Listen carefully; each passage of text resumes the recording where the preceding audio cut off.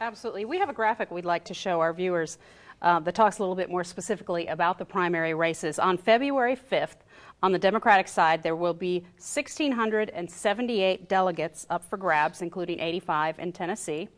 A total of 2,025 delegates are needed for the nomination. On the Republican side, 1,038 delegates will be decided, including 55 here in Tennessee, on the way to a total of 1,191 needed for the nomination.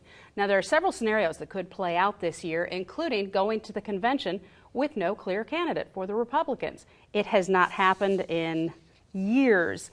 What do you think would happen if that is the scenario? I think that it would actually be quite exciting to have that happen in both conventions, although the whole process is it is a minefield.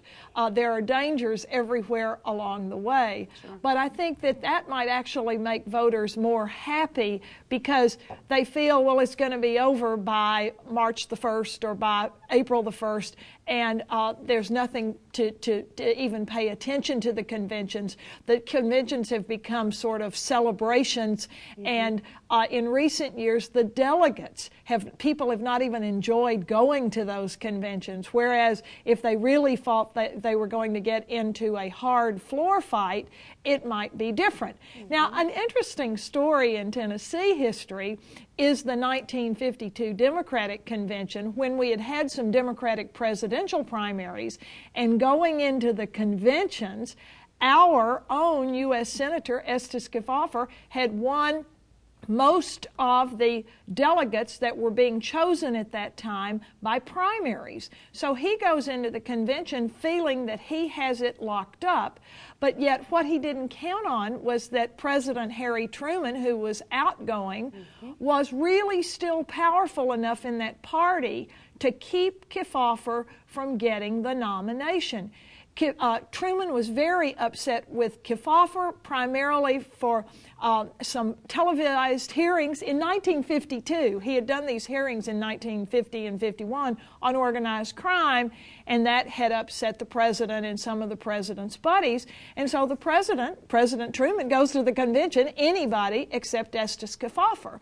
And in those smoke-filled rooms, out comes Estes Kefauver, out comes Adlai Stevenson as the nominee. And so I think that people are really wanting to go to the convention and have it still going on by then, but at the same token, people in Tennessee are very wary of what can happen once deals start being cut at a convention. Yeah. Well, I think the other big problem with the convention system this time, if it ends up being a brokered convention, is the fact that the primaries have been moved up so much this year.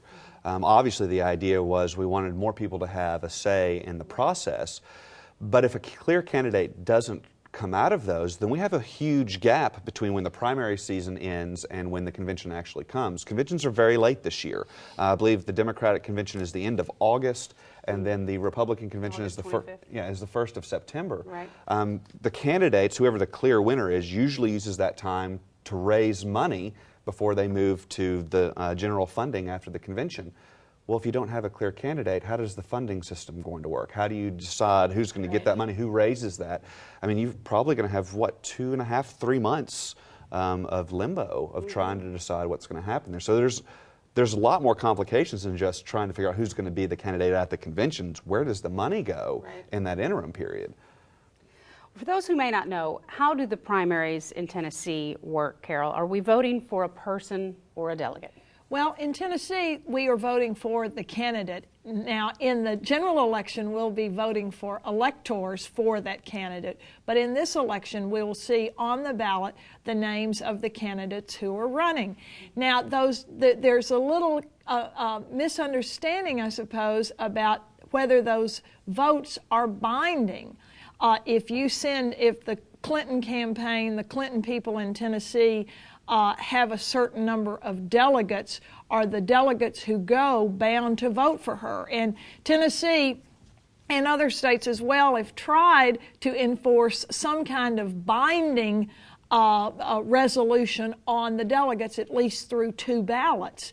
But you also have these super delegates out there, which are elected officials. You have about half from the congressional districts and then half of the super delegates, and the super delegates aren't bound by anything. They can really have their vote however they choose. So then it becomes important to look at who the superdelegates are and what their political leanings are in Tennessee and in the nation. I've heard so many people in years past say, why can't we just all vote and just tally up the votes of the people?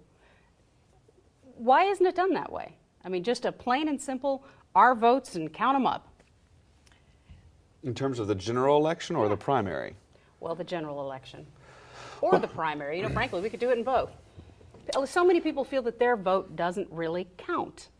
Well, I would suggest, and Carole may have some different ideas on this, but I would suggest that one of the reasons the electors are done this way, and admittedly this isn't as powerful a reason as it used to be, but having electors also gives states a voice in this process. We have a system that's a federal system, so it's not just national.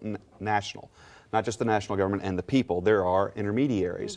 So by having electors, you not only have the people being able to express their choice, the electors then give the state an ability to have a voice in the process as well, and they are essentially a political entity that needs a voice as well. So I would say that the electors are an important aspect.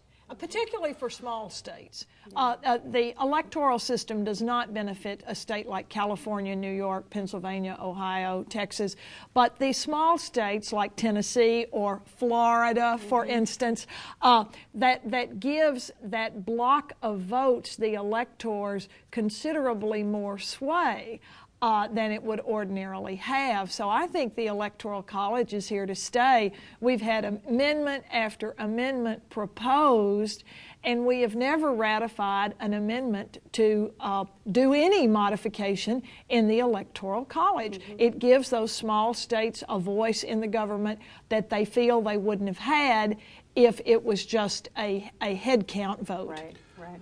From a purely political perspective, too, generally the Electoral College is good for politics in that, admittedly, 2000 and 2004, and I believe 1876 were some bugs there. But generally, the Electoral College works in such a way where whoever wins gets enough of a momentum behind that, where it looks like there's an enormous victory for that particular candidate, when in reality, the popular vote usually is not wildly far apart. So it allows them to be able to say that they have a majority, they have a mandate to get something done. Right. And you know, Nancy, that's an interesting thing that the technology of the computer brings to this process now, because you can go online, for the political junkies out there, you can go online and pull up maps of every presidential election going all the way back to George Washington. And it's very interesting to look at the red states and the blue states and to look at the electoral vote, but then to look at the pie chart on the side of the popular vote in that state. And so anyone who really gets interested in these statistics can really have a great experience looking at close popular votes when the electoral vote was far from close.